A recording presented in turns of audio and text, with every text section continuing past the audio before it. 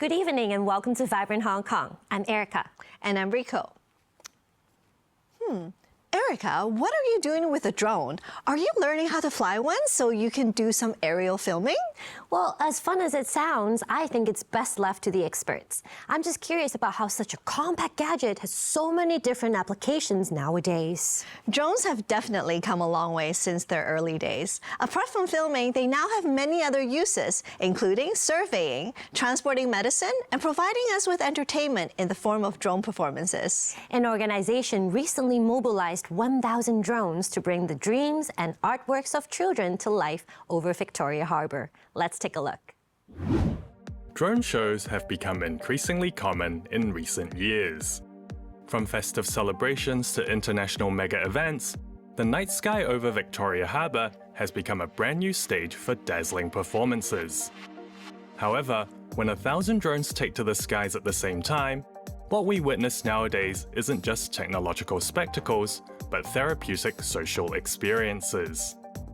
We have a chance to visit some charity students, sick children, and then we noticed that they have a great talents. They do have a lot of dreams they want to paint out, they want to write down. And then together we want to use the art technology, the new technology, to help them to fulfill their dreams. The painting is very simple, the figures, just like maybe a lion, a giraffe.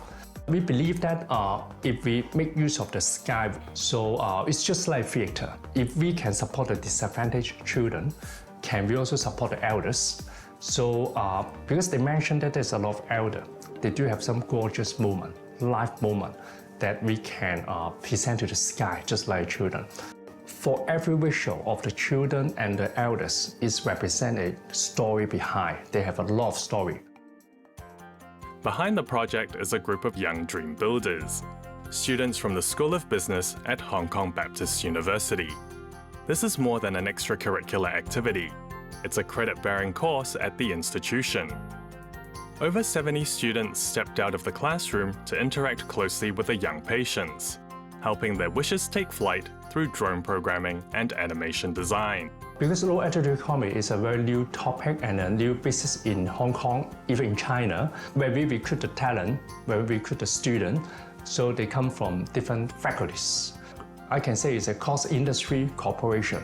First, at university, we set the courses, and then we recruit the student, and then we approach the charity organization, arrange some workshop for the university student to visit the charity organization. We need to teach the university student for the first-hand painting and then to with some value added and make sure we can put it at our system. So that's why it's a co-creation. It's not only created by the children, but also co-created with the children plus the university student. We believe that nowadays, especially for the AI era, so single skill set is easy to replace. We will teach them for this transdisciplinary thinking. So we need them to cross different segments. We have a student from different faculties, like creative arts, like even for China medicine, and then for social work. So they group together as a project. So on one hand, they help the children, they do service learning, but on another hand, they learn the low altitude economy drone skill, and then the design skill. We believe that the core technology, I can say, ultimately is we are using them to serve the people, should be nailed down to serve us. So that's why besides the entertaining technology or to present at the business economic scale, economic value, we will also looking at the social value. With the sky above Victoria Harbour serving as a digital canvas, drones are no longer just tools for marketing, but vessels that carry the dreams of the vulnerable, as well as hopes for a more nurturing and inclusive society. Spanning art therapy, low-altitude digital IP incubation, ESG, and cross-sector talent development, a platform that integrates social welfare, industrial innovation, and corporate social responsibility is gradually taking shape. This performance featuring the projection of drawings onto the night sky is truly meaningful, and a lot of planning must have gone into ensuring its execution and safety. Joining us tonight to discuss the development and challenges of the low-altitude economy in Hong Kong are Samuel Lam, one of the masterminds behind the drone show, and Ronald Pong, an advisor of the Greater Bay Area Low-Altitude Economy Alliance. Welcome to Vibrant Hong Kong. Thank you. Let's start with Samuel. Yep. Now, the drone performances over Victoria Harbour, spearheaded by you, have generated a lot of buzz in recent years. And I understand that your company made a bold move this year by taking drone applications into the field of art therapy and charity. Yep. So how does this incorporation of ESG principles and social value help drone shows become more than one-off PR stunts and something that brings sustained benefits to Hong Kong's nighttime and mega event economies, as well as high-end retail? When we look at the development history of the low-altitude economy in both Hong Kong and China, you will see the same pattern. Actually, I can say the aerial shooting and the drone light show will go first, be the pioneer. For low-altitude economy, actually, there's a lot of business segment. Like we have a drones transportation, delivery, we have the monitoring, and others. But you can see the public, they do have some concern about the safety, about the privacy issue. Because of the government policy in 2024, with the mega event economy, the policy, so we also work with a lot of organizers. And then with a lot of data that let us know that I think it's very, I can say, encouraging. The data show that whenever there's a drone show, it can contribute for the foot traffic of the shop and the nearby harbor front for 30%. And for the tourists, actually, it's extend for the tourists to stay in Hong Kong for 3.2 days. So this is very encouraging data. And when we do more and more drone show, and then we also understand that, okay, the drone show can bring the economic values and then to make the people happy. We think about, can we also make the drones technology to create social value? So that's why we launched the ARTopia project. This project is very simple, is that we use the drone technology. We partner with a Hong Kong local university and then to recruit the university student. So far we have 200 students. And then they become the love companion, they become the ambassador, and visit the sick children, the SCN children, and the elders. And then to teach them how to draw, to help them to fulfill their dreams, and to display it by drone show. And even for elders, I think it's very touching, is that we help them to fulfill their life gorgeous moment.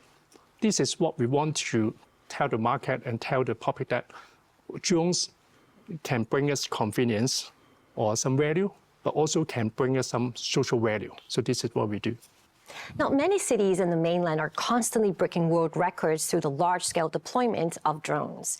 By comparison, the airspace in Hong Kong is extremely limited and highly regulated. Given these constraints, what do you think is unique about the Hong Kong drone show model? How does your company leverage our city's international positioning to develop a high-end approach through IP and global collaborations? The best drone technology is actually in China, especially for the GB area, like the Shenzhen and Guangzhou. As I know that the latest drone light show Guinness record is more than around 30,000 drones, which is amazing. For Hong Kong, to be honest, for our drone light show, we are not competing for the quantity, but we are competing for the quality, the compliance, and also the premium content. So I want to highlight is that in Hong Kong, we do have a very, I can say we have the most beautiful city view, harbor view, which is Victoria Harbour. So it's very unique. And we also need to know that Hong Kong is an international city and financial hub. So when every time we do the drone show, for our record in Hong Kong, actually it's around 2,000 drones. But compared to China, so the impact, I can say it's very impactful, because every time we do the drone show, in terms of the PR values and in terms of the international exposure, it's huge.